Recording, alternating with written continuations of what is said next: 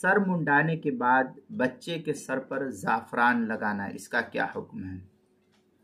چنانچہ عقیقے کے دن سر منڈانے کے بعد بچے کے سر پر زعفران وغیرہ یا خوشبو لگانے کا بھی ثبوت ملتا ہے۔ اگر کسی کو اس کی گنجائش ہے تو لگا سکتا ہے، زیادہ نہیں، تھوڑا بہت۔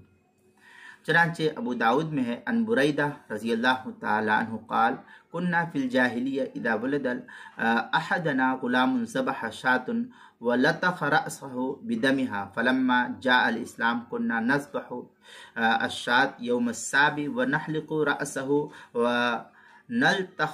ونلطخه بزعفران۔ یہ ابو داود کی روایت ہے، حدیث نمبر 2843، مشکات المصابیح مع مرقات المفاتیح، جلد نمبر 8 صفحہ نمبر 82، کتاب المسائل دوسری جلد صفحہ 343 پر بھی اس کو نقل کیا گیا ہے۔